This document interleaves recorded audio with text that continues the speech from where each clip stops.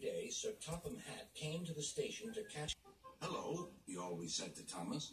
"Don't let the silly freight cars tease you. Remember, you have an important job as a special helper in the train yard."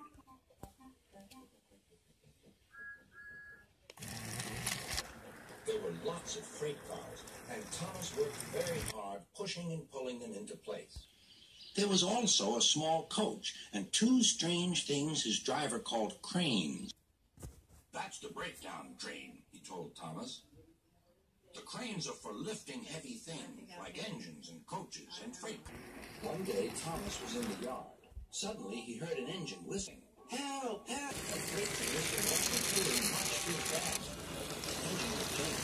He was trapped. His brake blocks were on fire. "They're pushing me! They're pushing me!" he panted. I'm still whistling. "Help! Help!" Poor James disappeared. "I'd like to teach those freight cars a lesson," said Thomas the tank engine. Soon came the alarm. "James is off the line! The breakdown train! Quickly!" Thomas was coupled on, and off they went.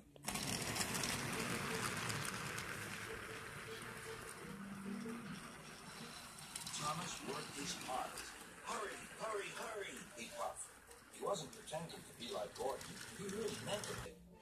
Bother those freight cars and their tricks. I hope poor James isn't hurt.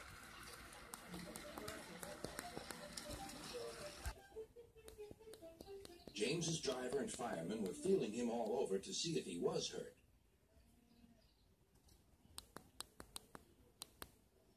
"Never mind, James," they said. "It was those silly freight cars and your old wooden brakes that caused the accident." Thomas pushed the breakdown train alongside. Then he pulled away the unhurt freight cars. "Oh dear! Oh dear!" they moaned.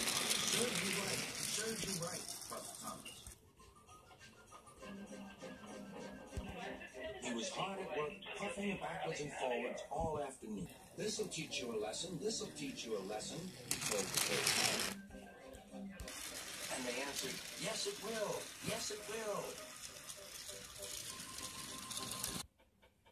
They left the broken cars. Then, with two cranes, they put James back on the rails.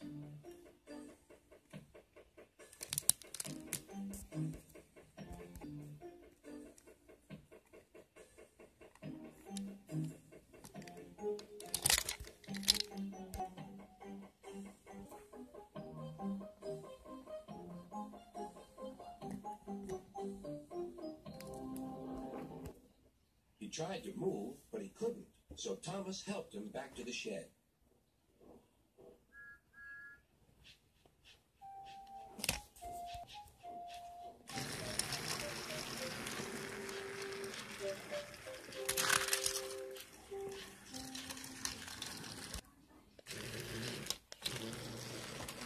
Sir Topham Hatt was waiting anxiously for them. "Well, Thomas," he said, "I've heard all about it, and I'm very pleased with you. You're a really useful engine. James shall have some proper brakes and a new coat of paint, and you shall have a branch line all to yourself." Oh, thank you, sir," said Thomas.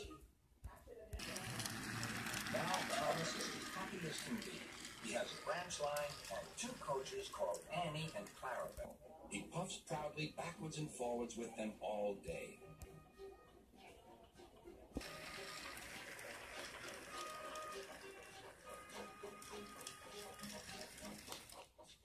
He is never lonely. Edward and Henry stop quite often and tell him the news.